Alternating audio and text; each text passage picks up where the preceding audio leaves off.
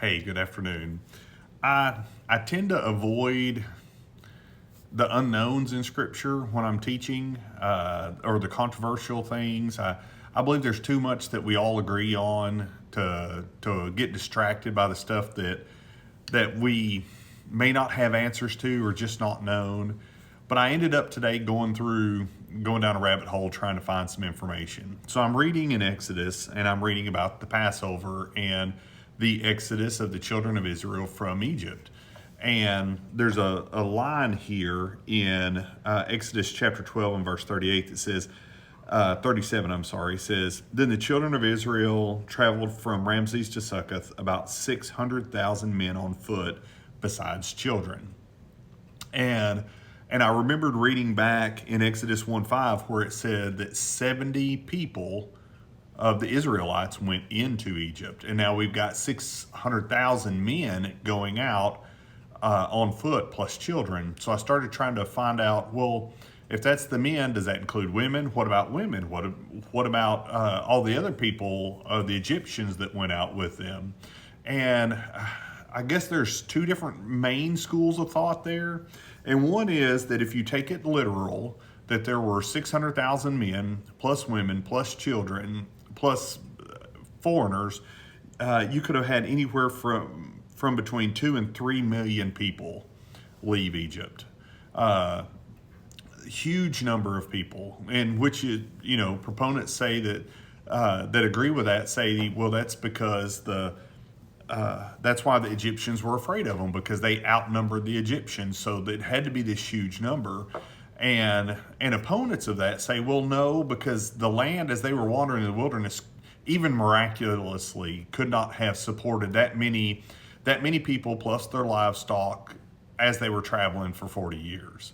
And there's another group that says, well, the word thousand in the Hebrew can also be interpreted as camps or groups. So, but 600,000 camps or 600,000 clans.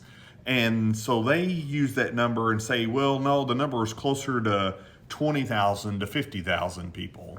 And then some people say that it's just purely symbolic, that it's a number that's so large that it just shows how God, over the 430 years they were in Egypt, how much God had grown them from 70 people to this huge multitude of people. That's purely symbolic. And then you factor in the non-Israelites that left with them. Verse 38 talks about a mixed multitude went up with them. Some Egyptians and some other people that left with the Israelites when they exited Egypt. And the bottom line is, I don't know. But my natural inclination is, unless the Bible is obviously symbolic, like in the book of the Revelation, I tend to read it literally. And as far as, we know God provided manna for them. He provided water supernaturally for them.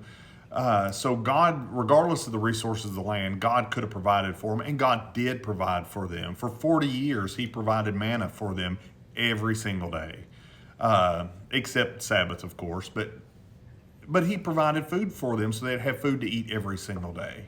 So my inclination is to lean that way, unless something tells me otherwise. So I just want to share that with you. I know this is a little longer video than what I normally do, but I just wanted to share that with you. And the bottom line that we should get is, look what God did. In the 430 years that the Israelites were in Egypt, they went from this small household of people to a mighty nation of people. Friends, that just blesses my heart. I hope you have a great day. Love you guys.